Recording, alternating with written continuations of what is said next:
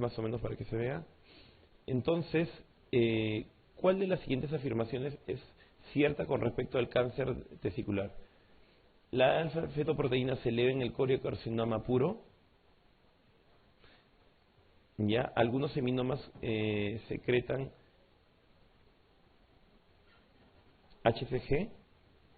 El aumento de los marcadores post-cirugía no tiene implicancias terapéuticas. La vida media de la alfa-fetoproteína es de 4 horas. El carcinoma embrionario generalmente no produce elevación de la alfa-fetoproteína ni la HCG. Bueno, vamos a hablar un poquito más porque esta pregunta es un poquito difícil.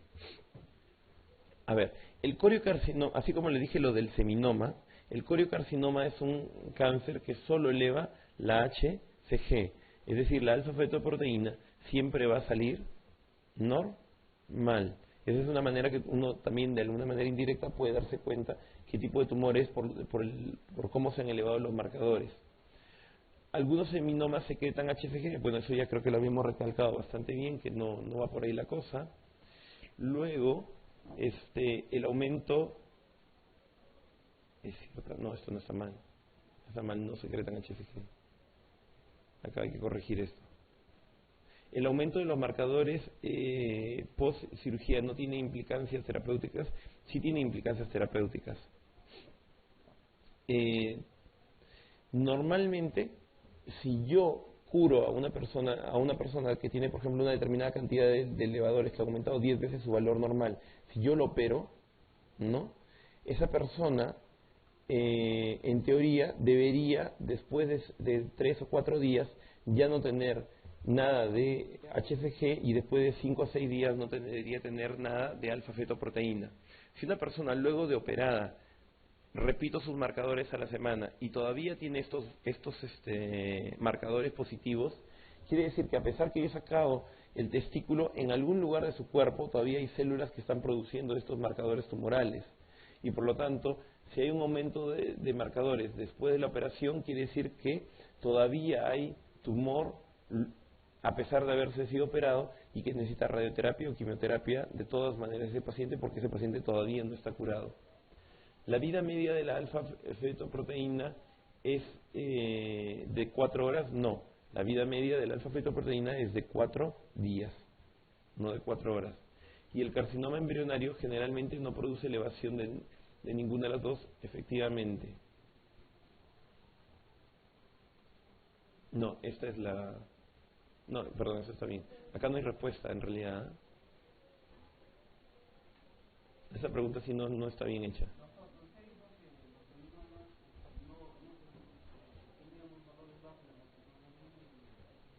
Sí, son normales. Acá dice que secretan, en realidad no secretan nada. ¿Cómo?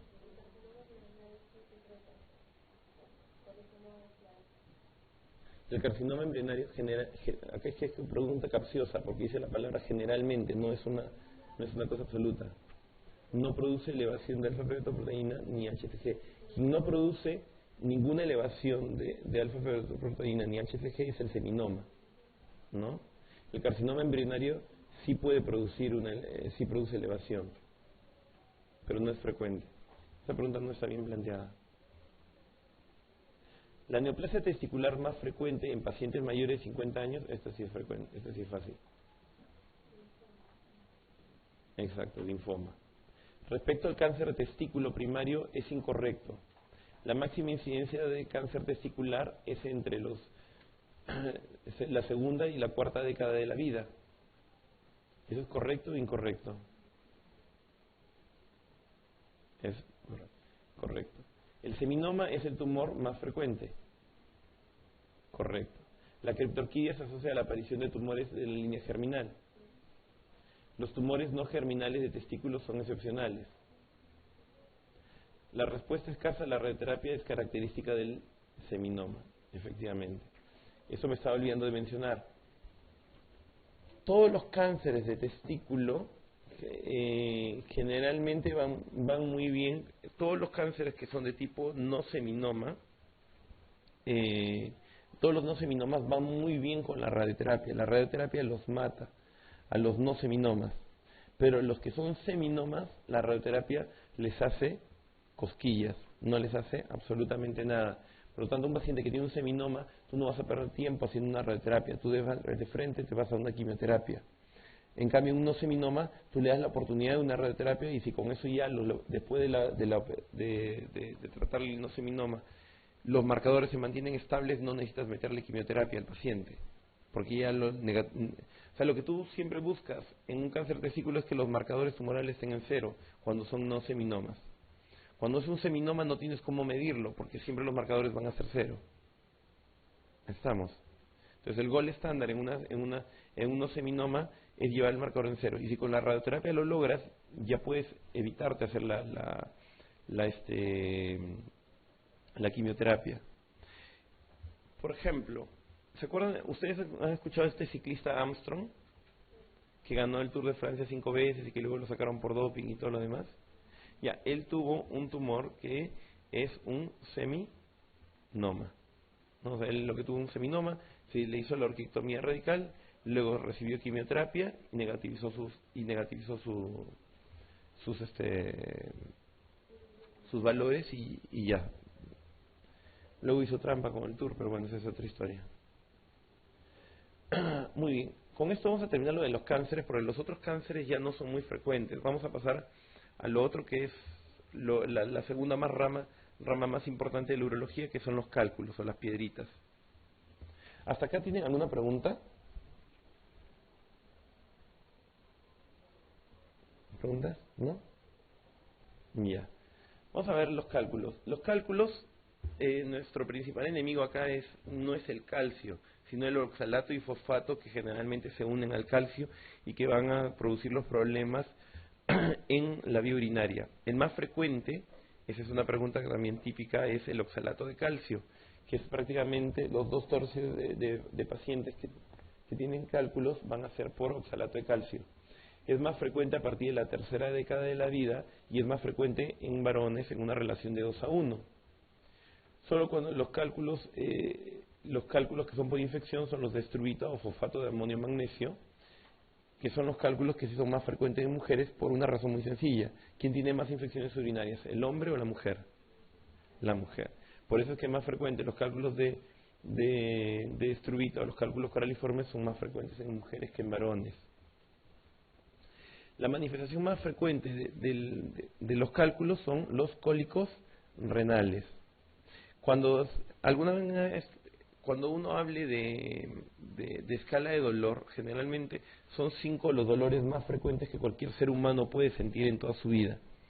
El primero es la pancreatitis, ¿no? Ese es el número 1. No hay dolor más intenso en el planeta que el dolor de una pancreatitis.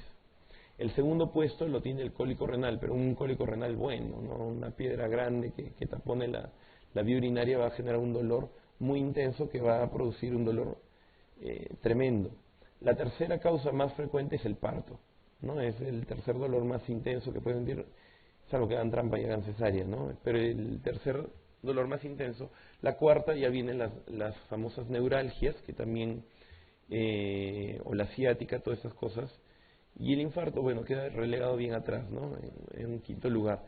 Pero los dos dolores más intensos son el cólico renal y la pancreatitis. Y ahí es donde estamos en este cólico renal como uno de las razones por las cuales los varones y las mujeres llegan a la emergencia con dolores que los pueden privar a las personas.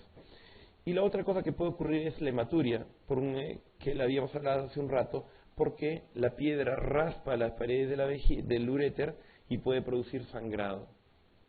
La mayoría de veces, el 95% de veces la hematuria es microscópica, es decir, no es visible. La litiasis urinaria, la litiasis secundaria puede ser por hipervitaminosis D, sarcoidosis, hiperparatiroidismo, la enfermedad de Payet, el síndrome de Cushing, acidosis tubular, la gota o algunos fármacos, sobre todo que se utilizan para el HIV, ¿no? También pueden producir litiasis urinaria. Sin embargo, este es el grupo minoritario. La mayoría de los cálculos son son radiopacos, excepto, esto es algo muy importante. Los cálculos más frecuentes que son radiopacos son los de ácido úrico. pero también lo de santina y lo de los sulfas van a producir cálculos que son radiopacos, pero la gran mayoría son los de ácido úrico. Ra- perdón, me estoy confundiendo, sí. O sea, los que no se ven en las radiografías son estos cálculos de acá. El diagnóstico, bueno, la radiografía, que van a ver las piedras, pero que es un poco inespecífico porque en las radiografías a veces los coprolitos se pueden confundir con las piedras y no se pueden ver bien, o son cálculos de ácido úrico, o son cálculos muy pequeños que no se pueden ver. La ecografía en realidad nos ayuda más a saber si hay una obstrucción de la vía urinaria o para ver cálculos que son groseramente muy grandes, pero no es un examen. Y el examen de elección hasta la época del año 90 y tantos era la urografía excretora, pero desde el 95 hasta la fecha el UroTem es el examen, primero el UroTac y ahora el UroTem es el examen de elección para poder ver si una persona tiene un cálculo o no, porque permite ver no solo los cálculos radiolúcidos, sino también los radiopacos, es decir, ver todo tipo de cálculos. Entonces, todo paciente que llega a la emergencia, generalmente se le debe pedir una UroTem sin contraste para poder verificar si tiene una piedra o no.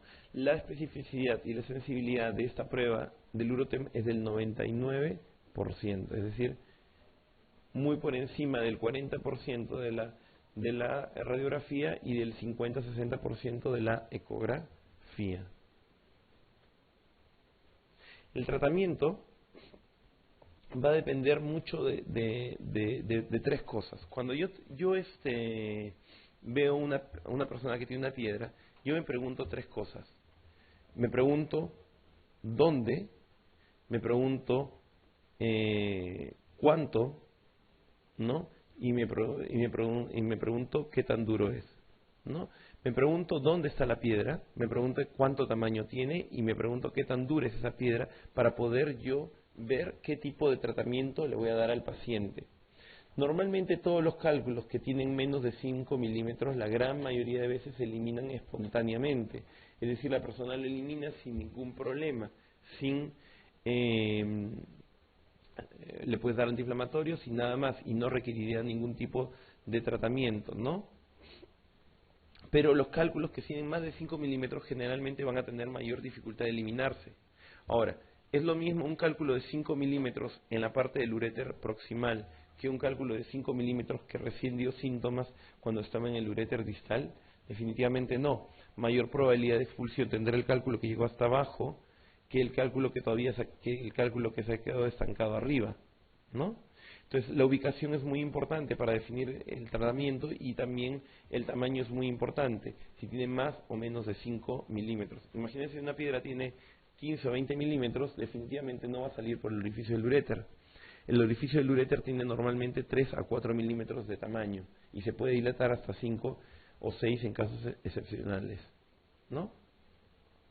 Entonces, todo cálculo radiopáculo mayor de 5 milímetros tiene poca probabilidad de ser expulsado espontáneamente, ¿no? Y a mayor altura, la probabilidad todavía es muchísimo menor. Los cálculos de ácido úrico y de cistina son los únicos cálculos que pueden ser disueltos. Normalmente siempre es una pregunta, doctor, deme alguna pastilla para disolver los cálculos, o deme chancapiedra, o deme algo para que el cálculo pueda disolverse. En realidad los cálculos de oxalato de calcio, de fosfato de calcio, de triple estrubita, no se pueden disolver. Pero sí aquellos que son enteramente puros de ácido úrico de cistina, esos cálculos sí se pueden disolver si es que logro alcalinizar lo suficiente la orina para provocar eso. Entonces, solo esos cálculos se pueden tratar mediante la alcalinización de la orina, ¿no? ¿Qué se utiliza? Citrato de potasio. El citrato de potasio es el medicamento de elección para alcalinizar la orina. Cuando el cálculo es de calcio, el acidificar la orina y el citrato y el magnesio no van a hacer que el cálculo desaparezca, pero al menos van a retardar su crecimiento y evitar que ese cálculo crezca más, ¿no? Y los cambios higiénico-dietéticos son importantes para evitar infecciones urinarias y sobre todo aumentar las 5 reglas de oro para todo cálculo. Entonces, si tiene una persona que tiene cálculos renales, hay 5 cosas que tienen que decirle a esa persona. Uno, que incremente su ingesta de agua a 40 centímetros cúbicos por kilo de peso. Es decir, si la persona pesa 100 kilos, tendrá que tomar 4 litros de agua al día, adicional a sus comidas, ¿no? Si tiene 50, 2 litros. Lo segundo es evitar en la medida de lo posible las carnes rojas. Lo tercero es evitar el exceso de sal. Evitar los chocolates es el cuarto factor que tiene que evitar la persona. Y lo quinto es tomar una cantidad promedio de calcio, es decir, por ejemplo, un vaso de leche al día. El exceso de calcio produce piedras, la falta de calcio también produce piedras, porque a veces dicen, no tomes nada de leche, no tomes nada de yogur, no tomes nada de nada, porque vas a producir piedras. Tanto el exceso como el defecto de calcio van a hacer que una persona produzca piedras. Entonces, ambos lados la persona tiene que cuidarse, ¿no? Entonces esas cosas son prácticamente comunes a todas las personas que forman piedras. A ver, una preguntita. ¿Son causas de hipercalciuria? Todas excepto hiperparatiroidismo, intoxicación por vitamina B2, vitamina D, inmovilización prolongada, acidosis tubular renal, hipotiroidismo. Está fácil, ¿no? Una cosa, no confunden el hiperparatiroidismo con hipotiroidismo, que no tiene nada que ver acá.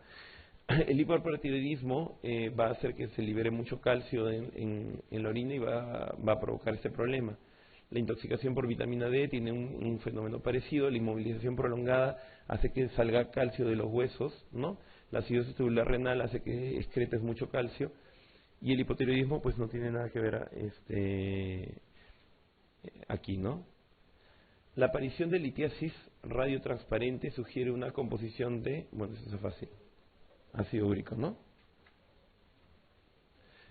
Todas las siguientes sustancias, salvo una, son inhibidores inorgánicos de la cicatrización, de la cristalización.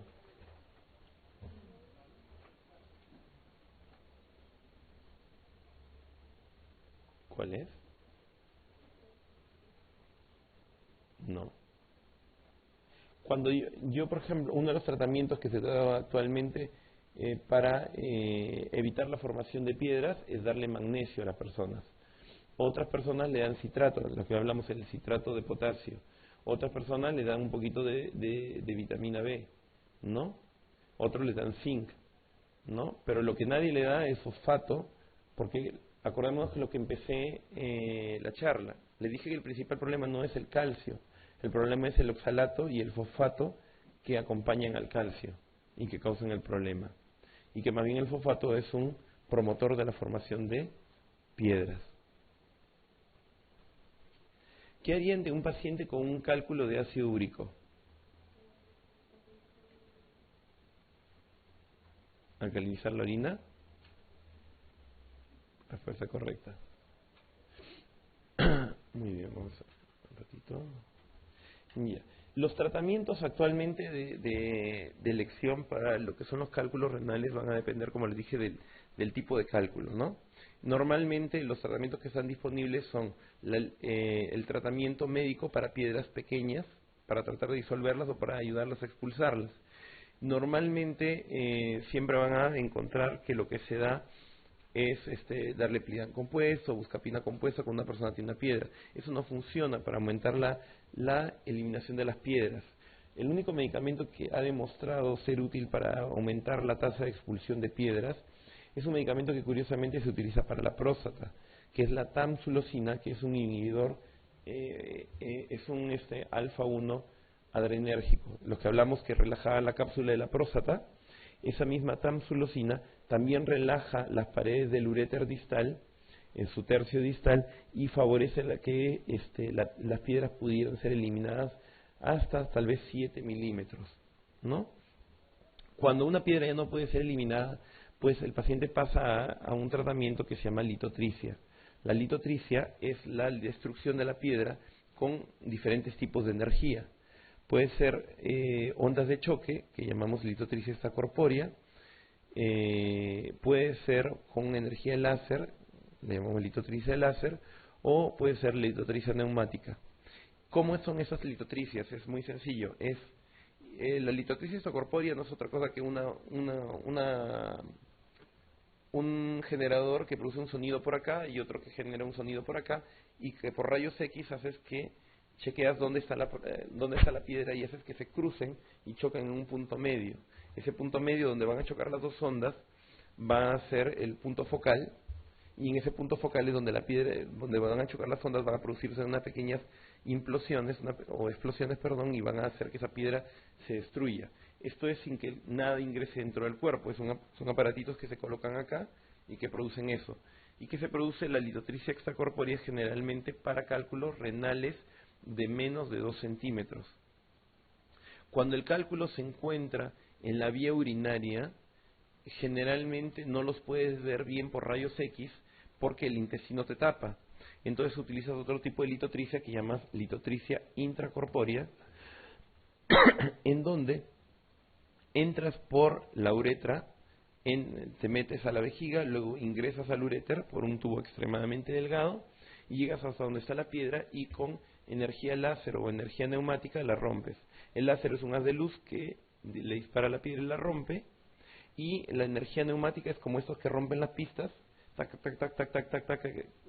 Entonces empieza a golpear la piedra hasta que la piedra la rompes. Eso es generalmente para cálculos que están en la vía urinaria. Y para cuando el cálculo está en el riñón y el cálculo tiene más de 2 centímetros, entonces generalmente utilizas la litotricia percutánea. Es decir, haces un orificio por aquí, por la espalda, ¿no?, a nivel de la última costilla, y llegas hasta el riñón, dilatas hasta poder llegar al riñón, y por ahí ingresas un equipo y por ahí rompes las piedras. Eso se llama litotricia percutánea. Entonces, cuando yo hago una litotricia percutánea en un cálculo de menos de 2 centímetros, cuando la piedra es muy dura. Acordémonos que dije hace un rato que me interesaban 3 cosas: el tamaño, la ubicación y la dureza. Si la piedra es muy dura, generalmente la litotricia extracorpórea no va a romper la piedra, y la única forma de romper esa piedra es mediante una litotricia percutánea. La dureza, ¿quién se la dice? Se la dice la tomografía. La tomografía mide la dureza mediante unas unidades que llaman unidades Hounsfield o UH, ahí lo van a encontrar y esas unidades Hounsfield generalmente tienen un valor que varía entre 100 a 700, son los tumores blandos, entre 700 a 1400 los más o menos duros, y más de 1400 esos son unas rocas. Entonces, cuando los tumores tienen menos de 700 unidades Hounsfield, son perfectos para litotricias extracorpóreas. Muy bien. Vamos a hablar ahora sobre la patología escrotal, ¿no? La patología escrotal implica una serie de enfermedades que son el espermatocele, que no es... ustedes a lo mejor lo han escuchado como quiste de epidídimo. No sé si han escuchado esa palabra. El epidídimo es el conducto por donde salen los espermatozoides, ¿no?, y que luego se va a convertir en el conducto deferente. Cuando aparecen pequeñas alteraciones en su estructura, se conocen como espermatoceles. También se encuentra el hidrocele en sus dos variantes, ¿no?, el congénito o comunicante, y el hidrocele de la túnica vaginal o no comunicante. Entonces, cuando les pregunten esto, generalmente lo que más le van a preguntar es cuál es el tipo de malformación más frecuente en los niños, ¿no? Lo que más se encuentra en los niños es el hidrocele congénito del tipo comunicante. El hidrocele de torsión en realidad es algo que se encuentra también en niños y que generalmente es una emergencia, es un cuadro es un gran cuadro agudo porque el testículo de torsión no está acá todavía, se encuentra en la lámina. El hidrocele de cordón es parecido, al hidrocele normal, es simplemente algo intermedio entre el hidrocele comunicante y el hidrocele no comunicante. Vamos a hablar mejor sobre el otro. ¿Dónde está? Saco, me falta un slide. Sí. Bueno, la causa... A ver, ante una torsión del testículo, el tratamiento correcto sería la cirugía urgente, tratamiento con hielo local y antiinflamatorios, antibiótico-terapia, reposo o una cirugía a las 24 horas del comienzo de los síntomas. Si hay una torsión testicular, que es una emergencia, es el testículo que se rota sobre su eje, ¿no? En sentido horario, ¿cuál es el tratamiento que se debe hacer? Corregirlo, ¿no? O sea, es una si lo puedes corregir en la emergencia, lo haces. Si no, lo que haces es una cirugía urgente para destorcer ese testículo. Es cierto que en la criptorquidia es rara la asociación con la hernia inguinal, es menos frecuente la torsión testicular, hay mayor riesgo de degeneración maligno bueno, ya está fácil, del testículo. Su tratamiento siempre es quirúrgico. El testículo puede aparecer aumentado de tamaño, suele aparecer aumentado de tamaño. La C. ¿Por qué la D no es cierta?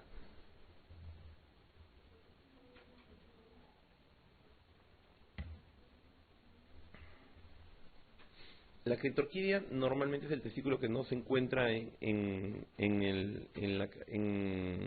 la cavidad escrotal, que se encuentra en la ingle.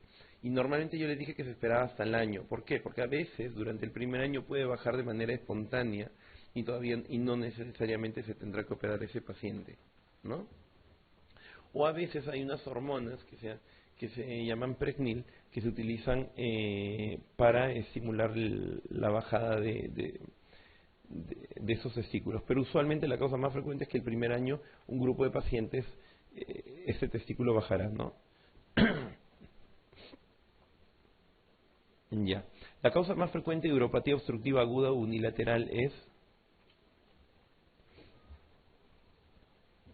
por la cual se tapa un uréter. Ajá.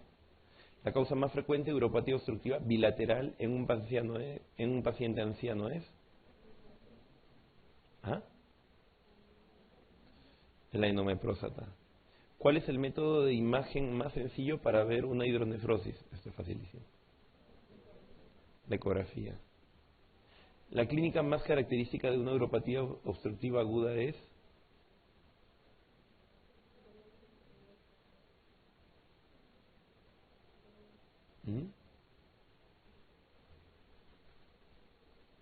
dolor. Bueno, eso sí